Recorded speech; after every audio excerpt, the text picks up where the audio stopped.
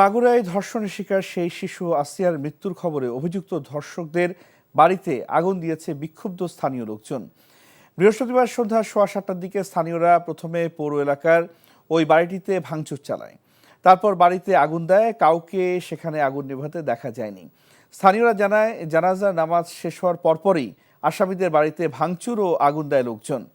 সন্ধ্যা 6টার দিকে সেনাবাহিনীর একটি হেলিকপ্টারে শিশুটির মরদেহ ঢাকা সিএমএইচ থেকে মাগুরা স্টেডিয়ামে পৌঁছায়। শিশুটির মরদেহ মাগুরায় পৌঁছানোর পর স্থানীয়রা সুষ্ঠু বিচার দাবিতে বিক্ষোভ শুরু করেন। মাগুরায় আসিয়ার ধর্ষক হিটু শেখের বাড়িতে এখনও ভাঙচুর চালাচ্ছে স্থানীয় লোকজন। সেখানে আছেন সহকর্মী ইফতেখার রেজা। ইফতেখার, কি পরিস্থিতি আমাদের জানাবেন এবং বিক্ষুব্ধ জনতার সাথে কথা বলতে পেরেছেন কিনা এবং তাদের প্রতিক্রিয়া কি?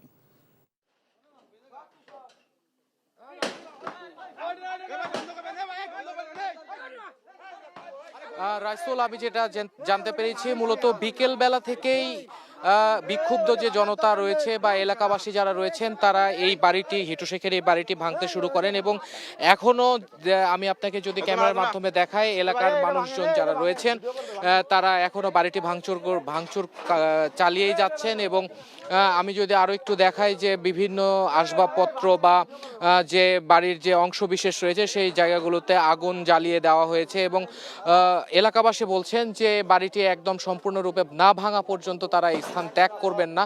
এবং মূলত শিশু আসিয়াকে ধর্ষণ করার কারণেই বা নির্যাতন করার কারণে, নৃশংসভাবে নির্যাতন করার কারণেই এই এলাকার যে বিক্ষুব্ধ জনতা রয়েছেন তারাই মূলত এই ভাঙচুরের কাজটি চালাচ্ছেন। এবং রাত অনেকটা হয়ে গেলেও এখনো উৎসুক জনতা এবং বিক্ষুব্ধ যে জনতা, সেই জনতার ভিড় এখনো কমে নাই এবং তারা এখনো তাদের সে ভাঙচুরের যে কাজ, সে কাজটি এখনো করে যাচ্ছেন এবং তারা জানাচ্ছেন যে এমন নৃশংসভাবে যে তারা নির্যাতিত হয়েছে শিশুটি, সেই নির্যাতন যাতে পরবর্তীতে আর কোনো শিশু না হয়।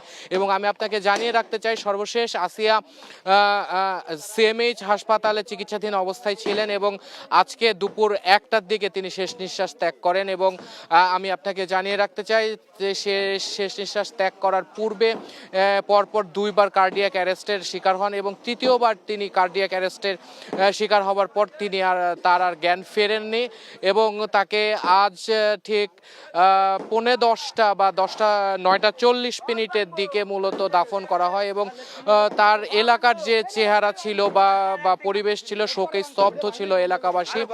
তো এই ছিল হিটু শেখের বাড়ির এলাকা থেকে তার বাড়ি বা বাসভবন ভাঙচুরের সর্বশেষ তথ্য। এই ঈদে জামা জুতো অ্যাক্সেসরিজের ডিসকাউন্ট।